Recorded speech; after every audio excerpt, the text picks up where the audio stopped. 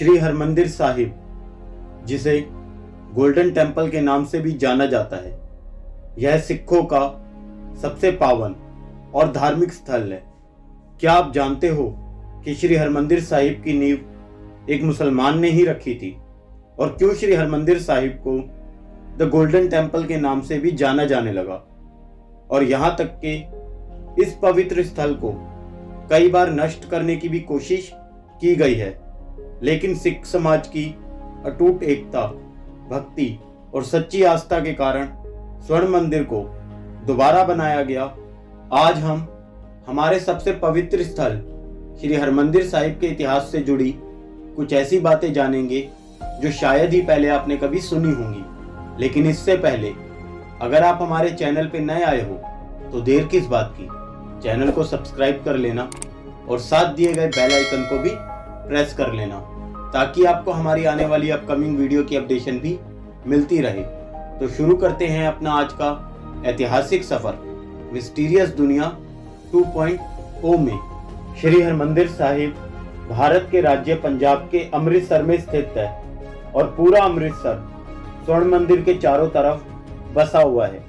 श्री हरमंदिर साहिब में प्रतिदिन हजारों श्रद्धालु भारत के अलग अलग राज्यों से ही नहीं बल्कि विदेशों से भी खूब आते हैं। क्या आप जानते हो कि अमृतसर का नाम 16वीं शताब्दी में सिखों के चौथे गुरु श्री रामदास जी ने पवित्र तालाब अमृत सरोवर के नाम पर ही रखा था। यह गुरुद्वारा इसी सरोवर के बीचों बीच स्थित है। श्री हरमंदिर साहिब की नींव सिखों के चौथे गुरु श्री रामदास जी ने ही की थी, लेकिन इतिहास के पन्नों में कुछ ऐसा भी कहा जाता है कि गुरु जी ने लाहौर के एक सूफी संत मियां मीर जी से दिसंबर 1588 में इस गुरुद्वारे की नींव रखवाई। वैसे तो ये सिखों का धार्मिक स्थल है, लेकिन इसमें मंदिर शब्द का मतलब इस बात पे भी संकेत देता है कि भारत जैसे महान देश में सभी धर्मों को एक सम्मान माना जाता है और गुरुद्वारे के चारों ओर दरवाजे पूर्व, पश्चिम, उत्तर और दक्षिण चारों दिशाओं में खुलते हैं। उस समय में भी समाज 4 जातियों में बटा रहता था, जिस वजह से किसी भी अन्य धर्म के लोगों को दूसरे धर्म के धार्मिक स्थलों में प्रवेश करने की इजाजत नहीं होती थी। लेकिन गोल्डन टेम्पल के चारों दरवाजे सभी धर्मों के लोगों को यहाँ आने के लिए आमंत्रित करते हैं। इससे बड़ी मिसाल क्या होगी इस पवित्र स्थल की, जो सभी धर्मों के लोगों को एक साथ एक जगह पर मिलाने के लिए प्रेरित करता हो। बात करें इस गुरुद्वारे की तो इस गुरुद्वारे का नक्शा खुद गुरु अर्जुन देव जी ने ही तैयार किया था। गुरुद्वारा इतना आकर्षित बनाया गया कि जो कोई भी इस गुरुद्वारे में प्रवेश करता है तो वह इसकी अद्भुत सुंदरता और शिल्प सौंदर्य को देखता ही रह जाता है। यहाँ तक के स्वर्ण मंदिर को कई बार नष्ट भी किया गया, लेकिन सिखों की अटूट श्रद्धा और गुरुद्वारे के प्रति अपार भक्ति और आस्था से इसे सिख भाइयों ने दोबारा बनवाया। और 17वीं शताब्दी में महाराज सरदार जस्सा सिंह अहलूवालिया द्वारा भी इसे बनवाया गया।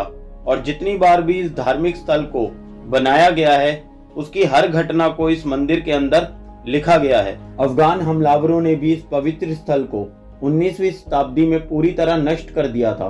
तब महाराज रणजीत सिंह ने इसे दोबारा बनवाया और इस पवित्र गुरुद्वारे को सोने की परत से ढक दिया, जिससे यह गुरुद्वारा पहले से ज्यादा सुंदर और आकर्षित धार्मिक स्थलों में भी शामिल हो गया।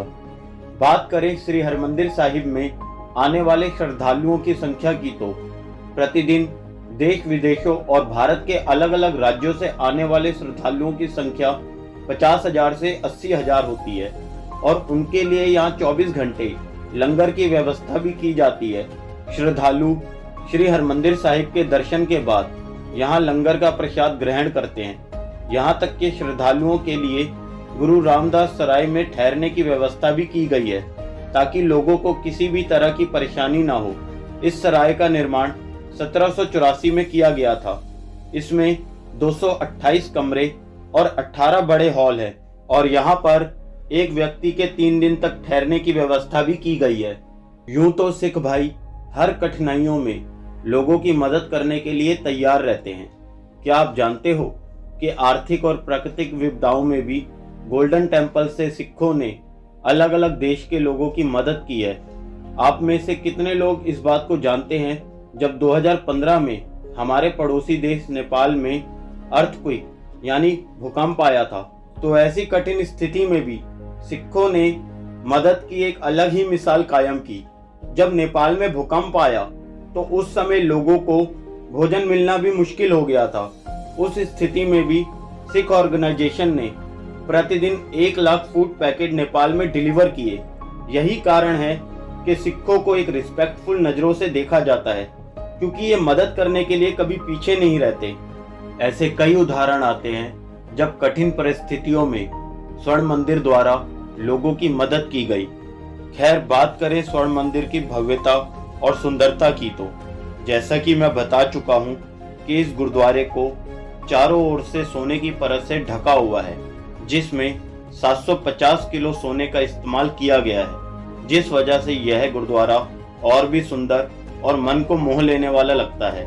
और इस स्वर्ण मंदिर में बनी झील में सैकड़ों श्रद्धालु भी स्नान करते हैं। और इतना ही नहीं, गोल्डन टेम्पल में 2 बड़े और कई छोटे छोटे पवित्र स्थल भी बने हुए हैं, और ये सारे पवित्र स्थल जलाशय के चारों तरफ फैले हुए हैं। और इस जलाशय को अमृतसर, अमृत सरोवर और अमृत झील के नाम से भी जाना जाता है, जहां हजारों श्रद्धालु स्नान करते हैं।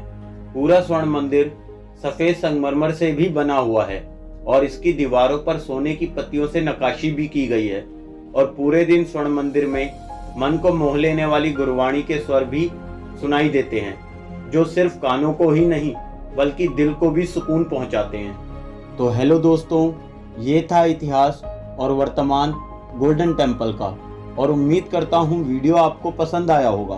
तो आप खुद जानते हो आपको क्या करना है। जी हाँ, लाइक कर दो। इसके अलावा अगर आप किसी नए टॉपिक पे वीडियो चाहते हो तो कमेंट में मुझे बता सकते हो, क्योंकि मैं ऐसे ही इंटरेस्टिंग टॉपिक पे वीडियो लाता रहता हूँ। इसके अलावा आपको कौन सा पार्ट वीडियो में सबसे ज़्यादा पसंद आया वो भी मुझे बता सकते हो। तो फिर मिलते हैं फिर किसी नई वीडियो में एक नए टॉपिक के साथ। तब तक के लिए अलविदा।